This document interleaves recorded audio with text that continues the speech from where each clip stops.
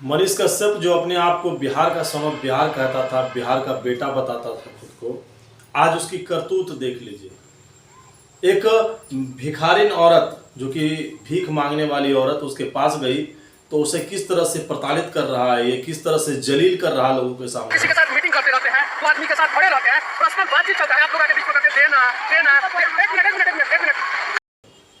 इसका चेहरा जो है बेनकाब होना शुरू हो गया है अब बिहार में। लोगों के सामने अब ये अपने चेहरे को बेनकाब करना शुरू करवा दिया है।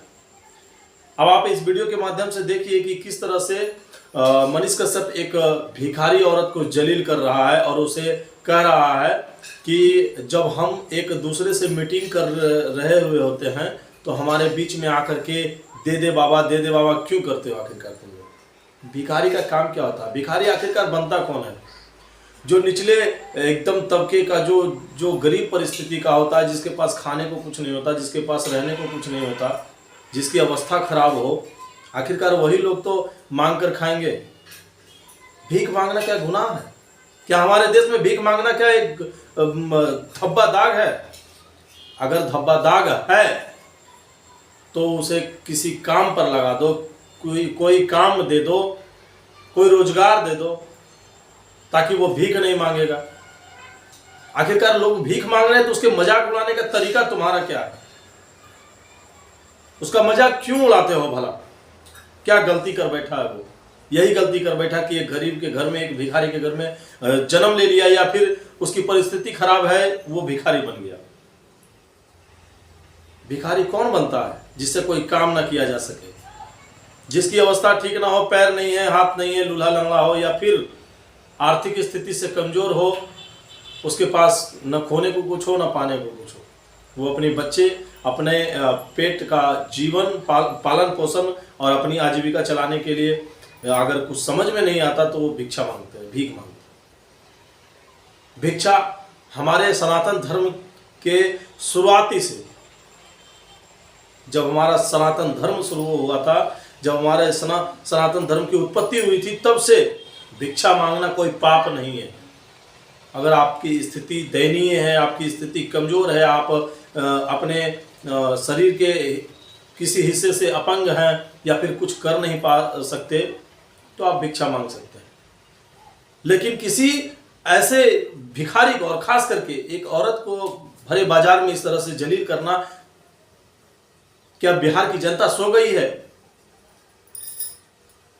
क्या बिहार की जनता को यह सब नजर नहीं आता? मैं आपको एक वीडियो दिखाना चाहता हूं मनीष कश्यप का। आप ध्यान से इस वीडियो को देखिए और समझने की कोशिश कीजिए कि ये वही मनीष कश्यप है जो बिहार बदलने की बात करता था। ये वही मनीष कश्यप है जो बड़े बड़े बोल बोल करके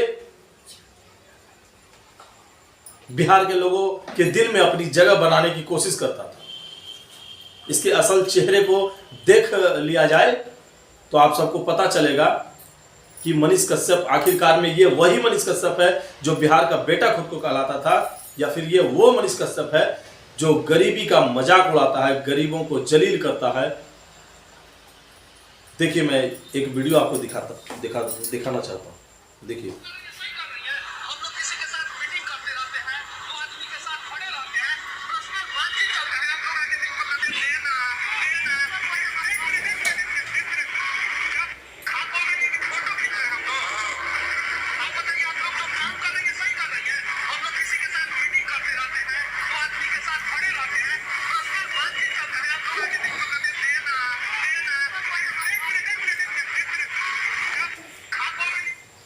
देख लिया ये वीडियो आप सबने। आखिरकार क्या मांग दिया था मनीष कश्यप से जो मनीष कश्यप इतने आग बबूला हो गए? 5 रुपया, 10 रुपया, 20 रुपया, 100 रुपया।